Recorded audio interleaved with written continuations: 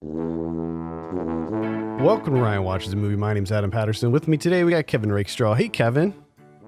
Hey. We're also joined by Ryan Holtz. Hey, Ryan.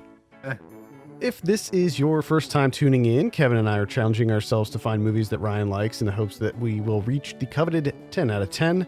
You can join in on the conversation by sending your movie suggestions for Ryan to podcast@filmpulse.net or by sending me a DM on Twitter @filmpulsenet.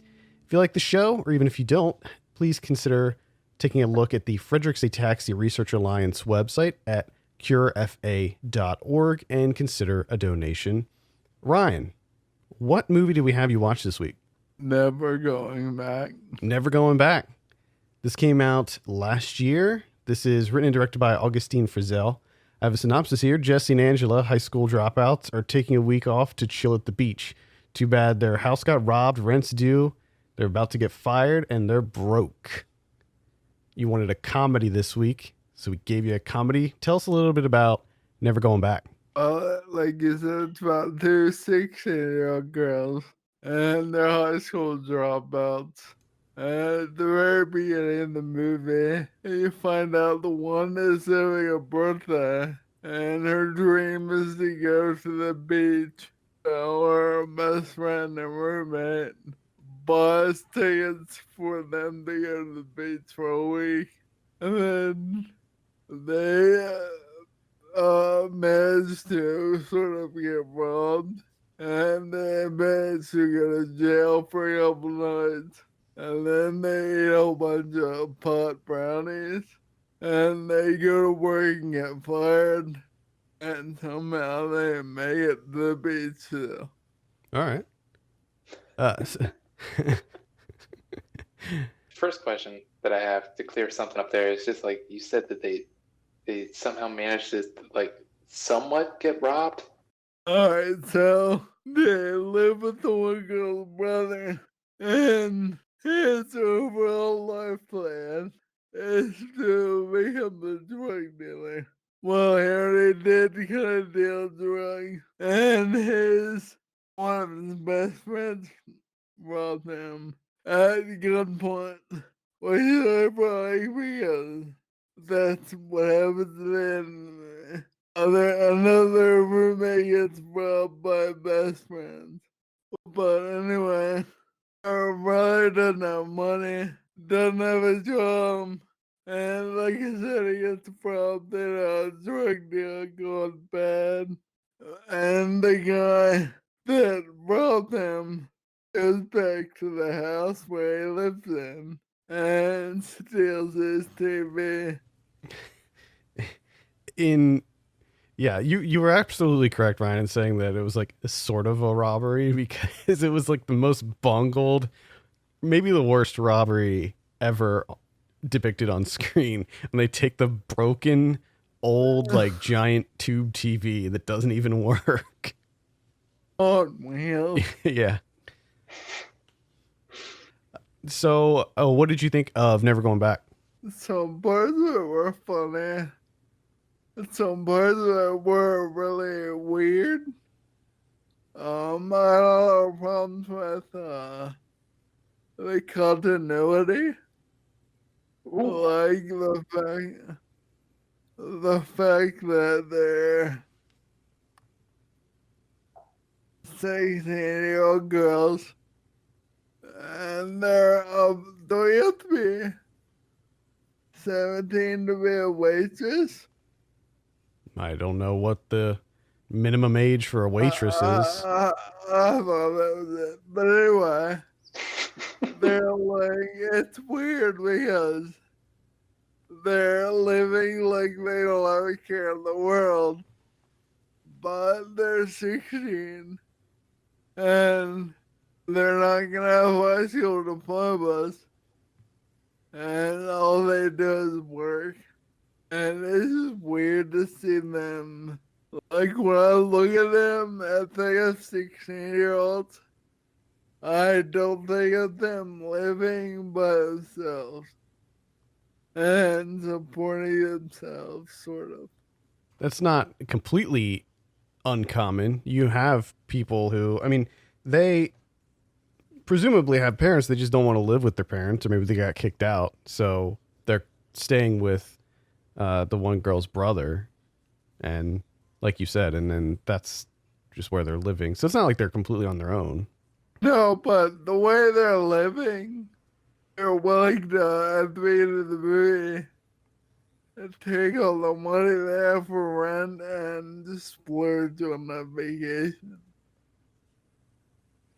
Yeah, I mean, that's what got them in trouble. They were trying to go to Galveston. They got to go to Galveston, hit up that hit up that Galveston beach, which I thought was a funny. There's several like kind of through line like callbacks that happen in this, and one of them is the fact that anytime they say they're going to Galveston, they get made fun of because why would you go to Galveston? Why would that be your beach of choice? Yeah, I didn't know that Galveston had a beach. Well, it does apparently because they were going, and yeah, Ryan, they spent their rent money. It was a birthday present because one of them was turning 17, and the other one got it for her as a gift. But this is when they were going to make up for the rent by working like extra shifts at the diner, but unfortunately they got fired, like you said. I thought I really loved this movie. I thought it was hilarious, and I'm getting the sense that it really wasn't there for you. I gotta say, from the opening, I was just, as soon as he said the first couple words, I was like, oh boy, not looking good. Yeah, I thought for sure this would be right up your alley. I mean, I thought it was really funny, and there's some gross out stuff in there. Another one of the running gags in it is that one of the girls she has to use the bathroom at home, so they get arrested. So they're in jail for 2 days, and she can't use the bathroom in jail. And then they get out of jail and go home, and the water's turned off because her brother didn't pay the water bill, and there's no toilet paper. So she can't go at home either. And it culminates into something pretty incredible. The final, that scene made me laugh. The final scene. And the scene where they eat the edibles, that made me laugh. When they ate the edibles, you said? Because, yeah, they're basically like zombies. Yeah, because they didn't know that. Because they hadn't eaten. They hadn't. They thought it was normal. Yes, they thought it was normal food. Oh, God. Oh, man. Ryan explaining the edible scene. Good Lord. They go to the freezer. They're after normal food, and they find a secret stash. And they start eating. And the guy walks in and says, "You found my secret stash. I've been only eating one." Oof. And by that point, they're like 3 or 4 each. And I couldn't even imagine. They're asking each other if they feel anything. And they keep saying no. And then they cut is to them walking off the bus. And they're like zombies. Yeah. And also the scene when they get fired. So the very next scene is when they get fired, and they're having this conversation about their manager, and he's sitting directly in front of them, and they don't even realize it, which was I thought another really funny moment. Yeah, that though. A lot of it made me laugh. That will think you laugh out loud.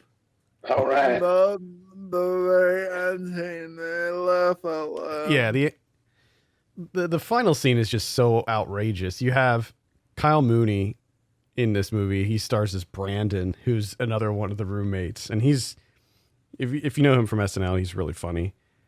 And his character in this, Brandon, he works at a sandwich shop, and this is where the big scene takes place at the end, and he gets robbed, and they were like, they were asking for the money, and he's like, what do I do with it? He's like, do you have a robber's bag? And it was just that whole sequence was hilarious. And then when the one girl says, I puked him to death, you can just imagine what a line like that involves. I puked him to death. Like when they flipped out the old guy also. Oh, in the grocery store? Yeah. Yeah, that was a funny scene. Yeah, there's a lot of like gross out stuff in this, but I think that it's a lot. It's just, it's funny because like movies like Booksmart come out and they're like talking about, oh, well, we never see, it's like the super bad for women and stuff, and it's like, did nobody see this movie? Because that was what I was thinking at first. I thought it was gonna turn out they like fell in love with each other, but they're just that good of friends. I don't know. That's like, you two were my good friends. You got help, and I never wanted to make out with you, and I was with you all the time. It must be a girl thing. That's a girl thing that I understand. You never wanted to make out with us? Are you serious? Also, Damn. these Unbelievable. These two aren't your typical girls either. They're not typical 16-year-olds. They've had a rough life. They have it rough. And the scene where the dude robs them, that made laugh a lot. The best thing was that they fuck that all up. they get robbed, the police get called, and then they get arrested because they have drugs in their room, and they end up in jail for 2 days. It kind of sounds like Ryan's coming around to it.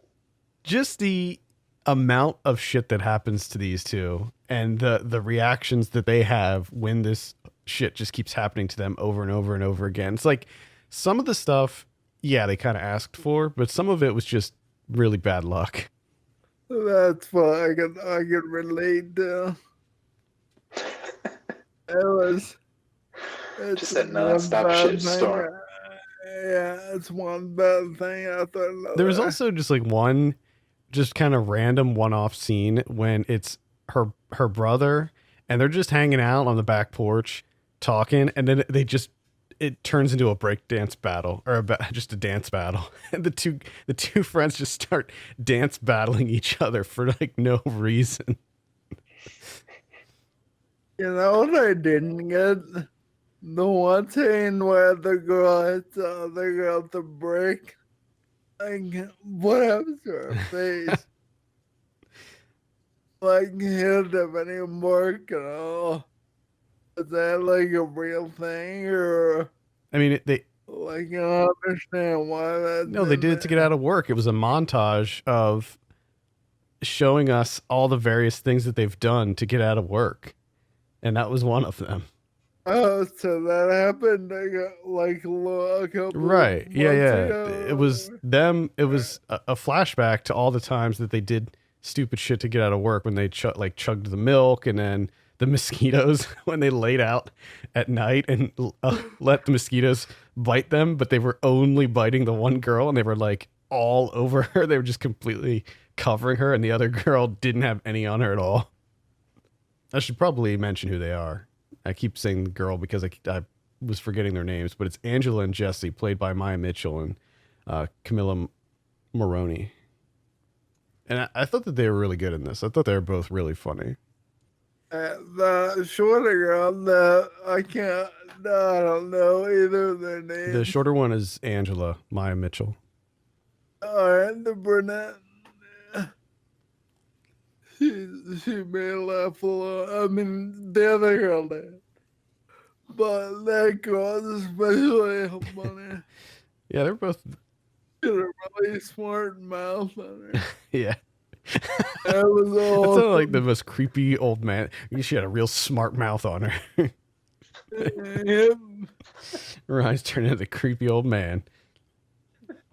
That girl's got a smart mouth. No, it was funny to see her tear that other guy apart out of nowhere. Well, they weren't going to do. The funny thing was that they grappled with it. They were going to let it go. But then he did. I can't remember. He did like one final thing and that just set him off. And then they tore him a new one. Real smart mouth boy. All right. Any final thoughts, Ryan, before we give you your drum roll on this? It was very funny. It's worth watching at least once. All right. All right. What do you give Never Going Back? 7.5. 7.5? All right. Solid. I'm happy with that. It's better than what it's better than what I was expecting from the outset. Yeah. Yeah, I was like really I thought for sure this was going to be a winner. I wasn't expecting like a 10 or anything, but No. and then when you started talking about it, I'm like, "Oh boy, maybe not." Watch out. Yeah. I was just, for whatever reason, I was really creeped out at first by the fact they were 16, but they were like, Yeah. no. See, I kind of forgot that they were only 16 when I picked this out for you, because I thought for sure like you were going to be into the fact that they're kind of I don't want to say this without being creepy because they are 16, but they're very sexualized in this movie. What movie do you want to see next week? What kind of movie? Surprise me. Oh, wild card. All right. We'll discuss. As always, you can send your picks for Ryan to podcast@filmpulse.net or send me a DM on Twitter. Thank you so much for listening. You can follow Kevin on Twitter @filmpulse.net and Ryan at My Legs Don't Work. If you have a minute, be sure to check out curefa.org and consider reviewing us on iTunes. For Kevin Rakestraw and Ryan Holes, my name's Adam Patterson. We'll see you next week.